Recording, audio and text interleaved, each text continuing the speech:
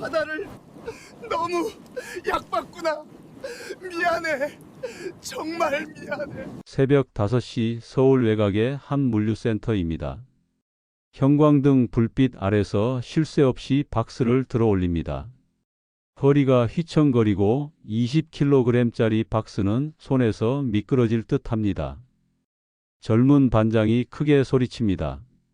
아저씨 천천히 하면 시간 못 맞춰요. 저는 바쁘게 박스를 들어 올렸습니다. 하다 손바닥에 이제는 테이프 자국이 배어 있네요. 한때 임원 회의실을 드나들며 부장님으로 불리던 손입니다. 옆에서 동료들끼리 작게 속삭입니다. 저 사람 대기업 다녔다던데 완도 갔다가 망하고 왔대. 휴게실로 들어갔습니다. 파스 냄새가 코끝을 찌렀습니다. 시큰거리는 무릎을 주무르는데 주머니에서 구겨진 우편물이 나왔습니다. 법원 등기 우편입니다. 채무 변제 독촉장 자녀 채무 1억 3천만 원. 5억 원을 들고 완도로 내려간 지 딱 2년 만에입니다. 그 모든 것이 사라지고 빚만 남았습니다. 휴대폰 화면에는 대출 독촉 문자가 쌓여 있습니다. 저는 30년간 대기업 인사부에서 성실하게 일했습니다. 28살에 입사해서 한 번도 이직하지 않았습니다. 대리 시절엔 신입사원 교육을 맡았고 과장이 되어서는 평가 시스템을 정리했습니다. 차장 때는 임원 승진 심사를 주도했습니다.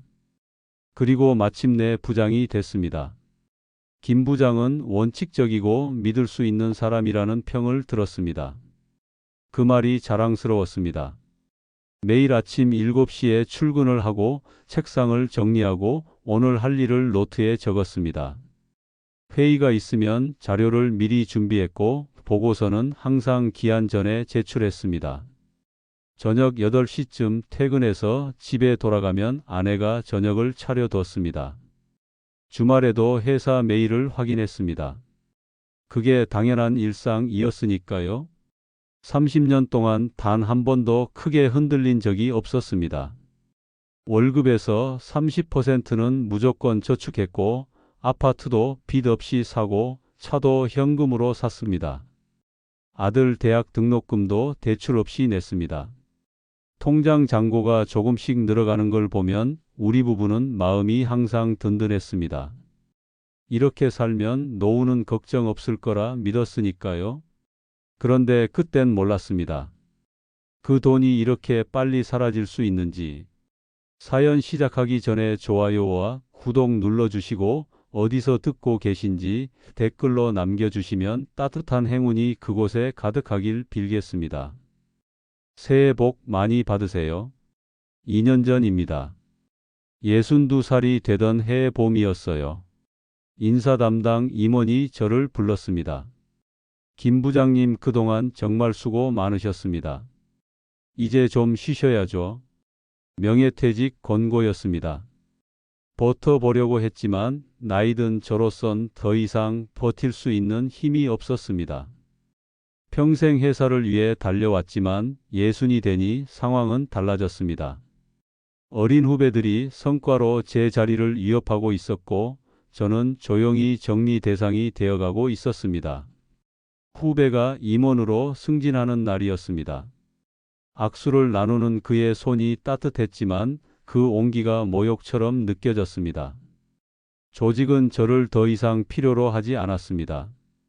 퇴직금 3억 원이 통장에 들어왔습니다.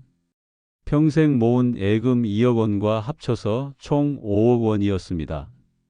적지 않은 돈이었습니다. 하지만 회사를 나서는 순간 제가 누군지 알 수 없었습니다.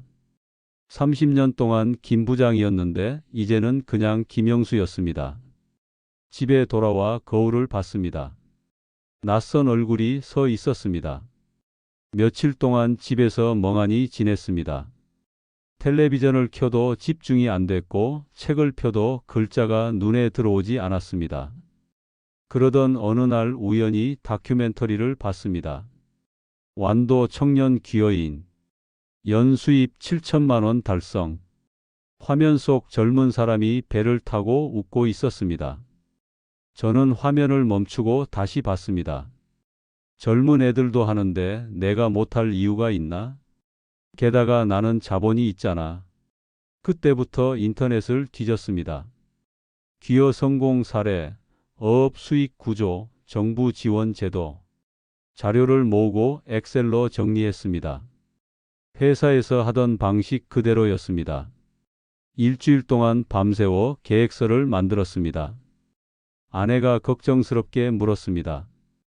여보, 뭐 하는 거예요? 저는 모니터를 가리키며 말했습니다. 기어 알아보고 있어. 아내가 눈을 동그랗게 떴습니다.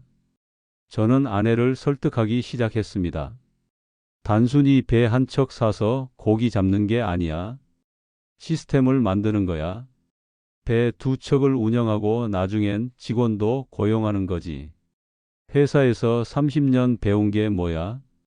바로 시스템이잖아. 아내가 조심스럽게 물었습니다. 여보, 너무 큰 거 아니에요? 저는 고개를 저었습니다. 괜찮아. 큰 그림을 그려야 해. 작게 시작하면 작게 끝나. 다음 날 완도행 버스를 탔습니다. 현장을 직접 봐야 한다고 생각했습니다. 완도에 도착해서 어촌계를 찾아갔고 기여 상담을 받았습니다. 상담원이 말했습니다. 요즘 기여 지원금도 잘 나오고 교육 프로그램도 잘 돼 있어요. 저는 노트에 적으며 물었습니다. 배는 얼마 정도 하나요? 중고로 괜찮은 거 1억 정도면 됩니다. 어업권 양도는요? 8천만 원에서 1억 사이입니다. 그 자리에서 계산했습니다. 배 두 척 2억 원, 어업권 2건 1억 6천만 원, 창고 임대 3천만 원, 총 3억 9천만 원. 지원금 5천만 원 받으면 실투자는 3억 4천만 원. 남는 돈 1억 6천만 원. 충분하다고 생각했습니다. 1년만 버티면 시스템이 돌아갈 거라 믿었습니다. 서울로 돌아와 소형 선박 조종사 면허를 땄습니다. 새벽마다 실습장에 나가 엔진 점검과 조타 연습을 했습니다. 나이 들어 공부하는 게 쉽진 않았지만 목표가 생기니 집중이 됐습니다. 기여 교육도 신청했습니다. 한 달 동안 완도에 내려가 어업 기초부터 수산물 유통까지 배웠습니다. 강사가 말했습니다. 처음엔 작게 시작하세요. 욕심내면 다칩니다. 저는 속으로 생각했습니다. 나는 다르다. 나는 계획이 있으니까. 교육을 마치고 중고 어선 두 척을 계약했습니다. 각각 1억 원씩이었습니다. 선주들은 반가워했습니다. 서울서 돈 들고 오셨다면서요. 요즘 배 살 사람 없는데 잘 됐네요. 어업권 양도 계약도 2건 체결했습니다. 각 8천만 원씩 총 1억 6천만 원이었습니다. 위판장 근처 창고도 계약했습니다. 월세 250만 원. 나중에 직원 쉴 공간도 필요하니까요. 모든 준비가 끝났습니다. 통장 잔고는 1억 1천만 원 남았습니다. 아내가 불안한 표정으로 물었습니다. 여보, 정말 괜찮을까요? 저는 자신 있게 대답했습니다. 걱정 마. 회사에서 30년 시스템 만들었잖아. 이것도 똑같아. 그땐 몰랐습니다. 바다는 시스템으로 움직이지 않는다는 걸. 완도에 내려온 첫날부터 분위기가 달랐습니다. 어촌계 사무실에 인사하러 갔는데 사람들이 반갑게 맞아줬습니다. 서울서 돈 들고 오셨다면서요. 배 두 척이나 샀다는 소문이 벌써 퍼진 모양이었습니다. 어촌계장이 악수를 청하며 말했습니다. 김 부장님, 우리 마을에 큰손이 오셨네요. 저는 기분이 좋았습니다. 역시 자본이 있으니까 대우가 다르구나. 첫 조업을 나가던 날이었습니다. 새벽 4시 반 항구로 나갔습니다. 엔진 시동을 걸고 밧줄을 풀 때 손이 떨렸습니다. 설렘과 긴장이 섞여 있었습니다. 배가 천천히 나아갔습니다. 어둠 속에서 바다 냄새가 코끝을 스쳤습니다. 조업구역에 도착해 그물을 내렸습니다. 1시간을 기다렸습니다. 그물을 끌어올리는 순간 무게가 느껴졌습니다. 갑오징어와 문어가 그물 안에서 움직였습니다. 이게 내 손으로 잡은 첫 수확이구나. 위판장에 도착해 경매를 받았습니다. 첫날 수입은 12만 원이었습니다. 많진 않았지만 시작이니까 괜찮다고 생각했습니다. 옆에서 다른 어부가 말을 걸었습니다. 서울서 오셨다면서요? 힘드시죠? 저는 웃으며 대답했습니다. 괜찮습니다. 배워가는 중입니다. 그가 고개를 끄덕이며 가버렸습니다. 일주일쯤 지났을 때였습니다. 어촌계장이 저를 따로 불렀습니다. 김 부장님, 우리 마을에서 양식업도 하나 같이 해보시죠. 정부 지원금 나오는 거 있어요. 제가 다 알아서 해드릴게요. 저는 귀가 솔깃했습니다. 양식업이요? 내 전복 양식장인데 요즘 잘 됩니다. 김 부장님이 6천만 원만 대시면 나머지는 제가 처리하고 지원금도 받아올게요. 지원금은 얼마나 나오는데요? 한 3천만 원쯤 나올 겁니다. 저는 계산했습니다. 6천만 원 투자에 3천만 원 지원금이면 실투자는 3천만 원. 양식장 수익까지 생기면 배 2척 운영하는데 여유가 생기겠구나. 계장이 덧붙였습니다. 김 부장님은 서울서 오셨으니까 이런 기회 드리는 겁니다. 다른 사람들한테는 안 해줘요. 그 말에 저는 흔들렸습니다. 역시 자본이 있으니까 대우가 다르네. 이틀 뒤 계약서에 도장을 찍었습니다. 6천만 원을 계장 계좌로 송금했습니다. 계장이 활짝 웃으며 말했습니다. 부장님 잘하셨어요. 한 2달 안에 시설 다 갖춰 놓을 테니 기다리세요. 저는 고개를 끄덕였습니다. 통장 잔고를 확인했습니다. 5천만 원 남았습니다. 조금 부담되긴 했지만 투자 없이 수익 없다고 스스로를 다독였습니다. 한 달이 지났습니다. 양식장 공사 소식이 없었습니다. 계장에게 전화했습니다. 계장님, 공사는 어떻게 되고 있나요? 아, 그게 지원금 서류 처리가 좀 늦어지고 있어서요. 조금만 기다려 주세요. 저는 불안했지만 믿기로 했습니다. 정부 일이 원래 느리니까. 2달째 되던 날 직접 양식장 예정지를 찾아갔습니다. 아무것도 없었습니다. 빈 바닷가뿐이었습니다. 가슴이 철렁 내려앉았습니다. 계장을 다시 찾아갔습니다. 계장님, 양식장에 아무것도 없던데요? 계장이 난처한 표정을 지었습니다.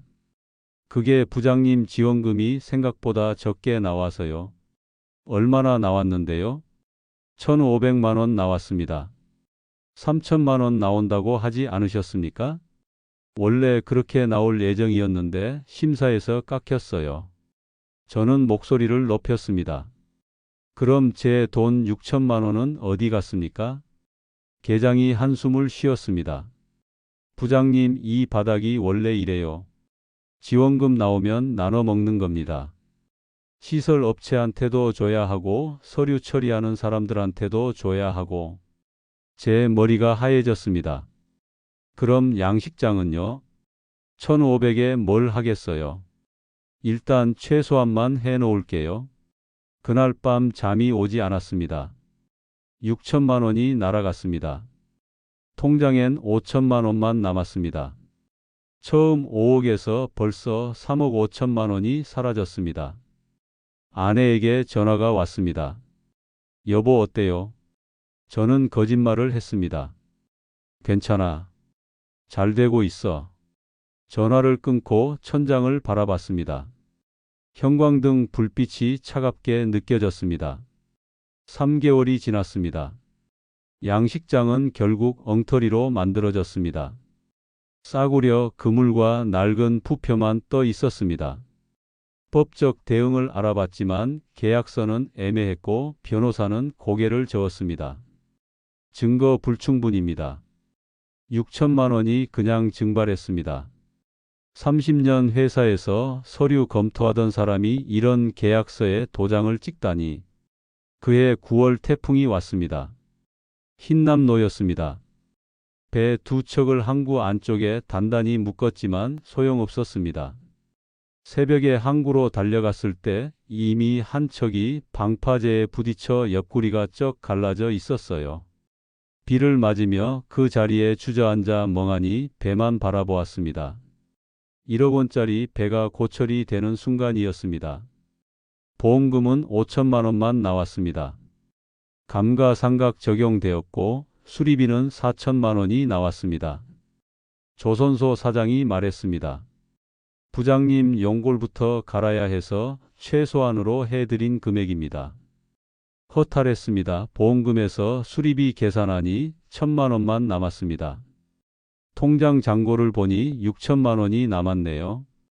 벌써 4억 4천만 원이 사라졌습니다. 한 달 동안 배 한 척으로만 조업을 해서 수입이 절반으로 줄었습니다. 하루 5만 원 수익으로는 생활비도 안 나왔습니다. 통장 잔고가 눈 녹듯이 녹아내렸습니다.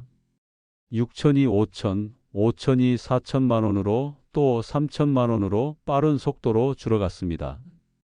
불안한 마음에 은행에서 신용대출을 받았습니다. 5천만 원을요? 한 달 이자가 50만 원에 가까웠습니다. 넉 달 뒤 또 돈이 바닥나기 시작했습니다.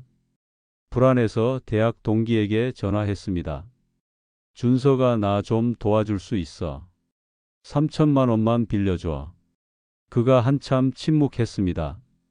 영수야, 내가 완도 간다고 했을 때 내가 말렸잖아. 알아, 그래도 지금 너무 급해. 그가 한숨을 쉬었습니다. 계좌번호 보내.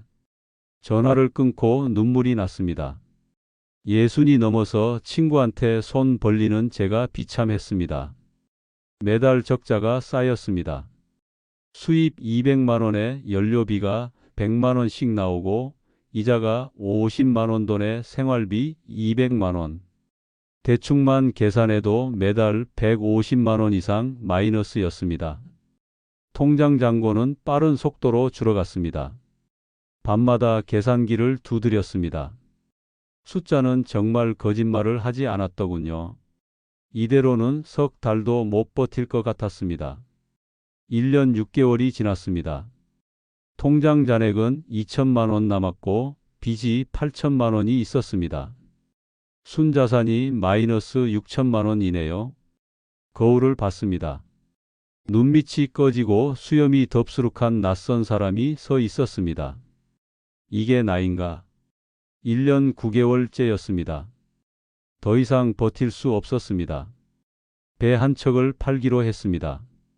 중고시장에 매물을 올리고 나서 일주일 뒤 한 사람이 와서 말했습니다. 4,500만 원 드리죠. 저는 고개를 저었습니다. 이거 1억 주고 산 겁니다. 그가 비웃듯 웃었습니다. 지금 시세에 그 돈도 많이 쳐주는 거예요. 며칠 뒤 저는 계약서에 도장을 찍었습니다. 손이 떨렸습니다. 그 돈으로 제일 먼저 준석이한테 빌린 3천만 원을 갚았습니다. 1,500만 원 남은 것과 통장 잔고 500만 원 총 2천만 원이 남아있네요. 그런데 신용대출 5천만 원은 갚지 못했어요. 은행에서 추가 대출을 신청했지만 거절당했습니다. 소득 불안정 심사 탈락이라네요. 숨이 막혔습니다. 그해 9월 어느 새벽이었습니다. 휴대폰 알람에 풍랑주의보 알림이 떴습니다. 창밖을 보니 바람이 거셌습니다. 나무가 흔들리고 파도 소리가 평소보다 컸습니다. 다른 배들은 모두 항구에 묶여 있었습니다. 하지만 저는 옷을 입었습니다. 이번만 크게 잡으면 한 달은 버틸 수 있어. 구명조끼를 걸치고 문을 열었습니다. 항구는 고요했습니다. 가로등 불빛만 물 위서 반짝이며 흔들렸습니다. 저는 배에 올랐습니다. 엔진을 켜고 밧줄을 풀었습니다. 천천히 항구를 빠져나갔습니다. 어둠이 사방을 감쌌습니다. 파도가 배를 흔들었지만 계속 나아갔습니다. 조업 구역에 도착했습니다. 그물을 내리고 1시간쯤 기다렸을 때였습니다. 파도가 점점 높아져 그물을 끌어올렸습니다. 확실히 많이 걸린 것처럼 무게가 느껴졌습니다. 그물 속에 고기가 가득했습니다. 40만 원어치는 되겠어. 가슴이 막 뛰었습니다. 이제 충분하다 마음 먹고 돌아가려는 순간 수평선 너머에서 검은 벽 같은 것이 다가왔습니다. 파도였습니다. 거대한 파도가 배를 향해 밀려오고 있었습니다. 조타를 틀었지만 늦었습니다. 쿵! 배가 기울었습니다. 몸이 공중에 뜨거고 차가운 바닷물이 얼굴을 덮쳤습니다. 숨이 막혔습니다. 물속으로 가라앉았습니다. 팔다리를 휘저었지만 위아래를 구분할 수 없었습니다. 구명조끼가 몸을 끌어올려 수면 위로 올라올 수 있었습니다. 헉헉 숨을 몰아쉬었습니다. 배가 뒤집히고 파도가 계속 덮쳤습니다. 휴대폰을 꺼내보니 다행히 방수 케이스 덕분에 사용 가능했습니다. 떨리는 손으로 119에 전화를 걸었어요. 해경이 오기까지 40분이 걸렸습니다. 그 시간 동안 저는 구명조끼에 매달려 떠 있었습니다. 손발이 얼어붙었습니다. 의식이 점점 흐려지며 결국 내가 진 거구나 라는 생각이 머릿속을 스쳤습니다. 눈을 떴을 때 하얀 천장이 보였습니다. 병원이었습니다. 팔에 링거가 꽂혀 있고 의사가 들어와 말했습니다. 다 깨어나셨군요. 해경이 구조했습니다. 저는 떨리는 목소리로 물었습니다. 배는요? 의사가 잠시 멈칫하다 말했습니다. 침몰했습니다. 완전히 가라앉았어요. 가슴이 텅 비는 느낌이었습니다. 1억짜리 배. 제 마지막 희망이었던 배가 바다 밑으로 사라졌습니다. 보험금이 나왔지만 5천만 원이었습니다. 감가상각과 과실 비율 적용. 그 돈으로 신용대출 일부를 갚았습니다. 남은 빚 6천만 원. 통장 잔고 2천만 원. 순자산 마이너스 4천만 원. 일주일 뒤 아내가 병원에 왔습니다. 제 얼굴을 보더니 소리 없이 눈물을 흘렸습니다. 여보, 이게 뭐예요? 저는 고개를 돌렸습니다. 아내가 떨리는 목소리로 말했습니다. 이제 그만해요. 제발 돌아가요. 당신은 바다를 사랑한 게 아니에요. 그냥 지기 싫었던 거예요. 직장 후배한테 밀려났다는 걸 인정하기 싫었던 거라고요. 아내는 병실을 나갔습니다. 발소리가 복도에서 멀어지고 있습니다. 병실에는 저 혼자 쓸쓸히 남아 있는데 창밖의 하늘은 너무 맑게 개어 있었습니다. 2년이 되던 어느 날 완도 집을 정리했습니다. 짐을 싸는데 1시간이면 충분했습니다. 서울행 버스에 올라타서 창밖을 보니 바다가 보였습니다. 파란 물결이 햇빛에 반짝반짝 아름답게 빛나고 있었습니다. 그 반짝반짝한 아름다움이 제 인생을 집어삼켰습니다. 서울로 돌아와 구로구 작은 월세방에서 새 삶을 시작했습니다. 창밖으로는 회색 아파트 벽만 보였습니다. 완도에서 보던 바다와는 너무 달랐습니다. 일자리를 찾았습니다. 편의점 경비 배달. 이력서를 냈지만 60이 넘은 나이에 받아주는 곳은 많지 않았습니다. 결국 물류센터 야간 상하차 일을 시작했습니다. 밤 10시부터 새벽 5시까지. 한 달 꼬박 일해서 200만 원 법니다. 그중 100만 원은 빚 갚는 데 들어갑니다. 신용대출과 보험금으로 갚지 못한 빚까지 합쳐 1억 3천만 원. 10년은 걸릴 것 같습니다. 매일 새벽 박스를 나릅니다. 허리가 아프지만 견딜만은 합니다. 옆 동료가 가끔씩 물어봐요. 아저씨 힘들지 않으세요? 저는 웃으며 대답합니다. 괜찮아요. 일 마치고 벤치에 앉아 하늘을 보니 동이 트기 시작합니다. 새들이 울고 바람이 불어옵니다. 소금기 없는 도시의 바람이지만 그래도 바람입니다. 석 달쯤 지났을 때 기어 교육센터에서 연락이 왔습니다. 강사를 맡아주실 수 있을까요? 실패 사례도 누군가에겐 교훈이 됩니다.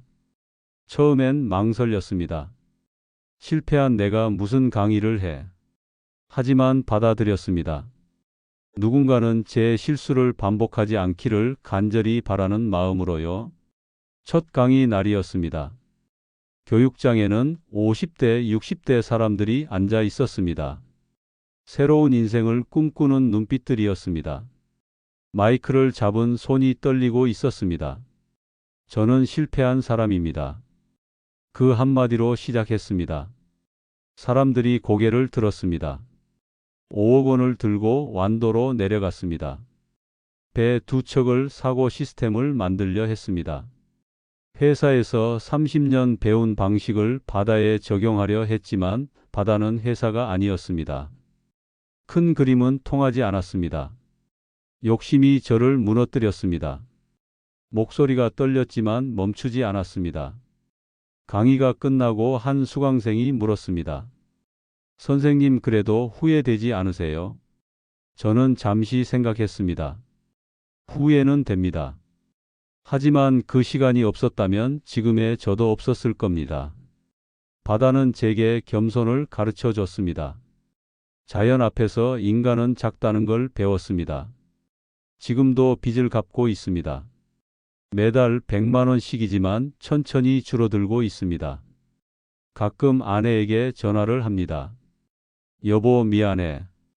아내는 짧게 대답합니다. 건강 챙기세요. 전화를 끊고 창밖을 봅니다. 서울 하늘이 보입니다. 완도에서 배웠습니다. 큰 그림보다 작고 단단한 시작이 중요하다는 걸, 자본이 있다고 모든 게 해결되는 건 아니라는 걸, 무엇보다 지기 싫다는 자존심이 가장 위험하다는 걸, 그걸 저는 5억 원을 주고 배웠습니다. 지금 이 순간에도 누군가가 저와 같은 실수를 하지 않게 구독과 좋아요를 눌러주세요. 또 다른 누군가의 무모한 도전을 막는 가장 강력한 힘이 됩니다.